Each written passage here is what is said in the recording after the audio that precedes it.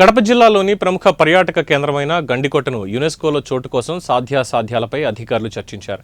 గురువారం కేంద్ర పురావస్తు శాఖ అదనపు డైరెక్టర్ జనరల్ జాన్విజ్ శర్మ, కేంద్ర గనుల శాఖ కార్యదర్శి కాంతారావు, జమ్మలమడుగు ఎమ్మెల్యే ఆదినారాయణ రెడ్డి, జిల్లా సంయుక్త కలెక్టర్ అదితి శర్మ తదితరులు గండికోటను పరిశీలించారు.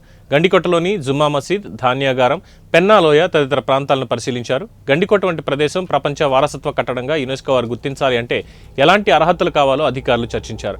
జియాలజీ, కేంద్ర పురావస్తు శాఖ, కేంద్ర రాష్ట్ర పర్యాటక శాఖ అధికారులు సాధ్యాసాధ్యాలపై చర్చించారు.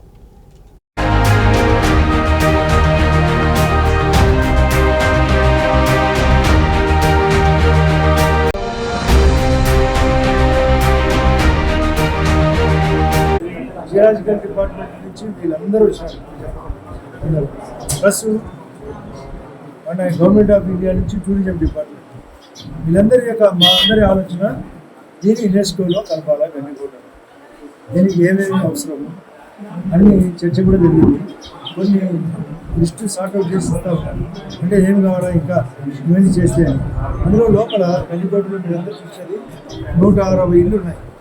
ఒక 120 కాపురాలు ఉన్నారు, 40 మంది బయట వచ్చిపోతుంటారు. వీళ్ళందరినీ ఖాళీ చెప్పారు.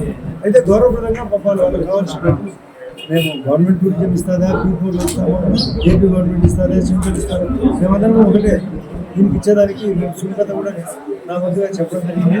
వసతులు కలపడం కూడా లోపల చెప్పినాము. అంతేకాకుండా ఇది పావులగొండల మధ్య గండికోట ఉంది. కింద గండికోట పూర్తి కింద ఒకవైపు గండికోట రిజర్వాయర్, మరొక వైపు Mylavaram reservoir, plus wind power, solar power, thermal power, మరియు జమ్మలూరు పక్కనే ఉంది, మెదటూరు పక్కన ఉంది, ఎయిర్పోర్ట్ ఉంది, నేషనల్ హైవే ఉంది, రైలు సౌకర్యం ఉంది. ఇన్ని రకాలుగా ఉండడం వలన ఇది గ్రేట్ కాన్యన్ ఆఫ్ ఇండియా అని అందరూ సుభిష్టంగా చెప్పారన్నమాట. దీన్ని ఇన్ని రకాలుగా ఉన్న తర్వాత దీన్ని యునెస్కోలో చేర్చండి నేను నా వంతుగా అభ్యర్థన చేశాడు. వాళ్ళు సుముఖంగా ఉన్నారు. ఇది చాలా గొప్ప ప్లేస్.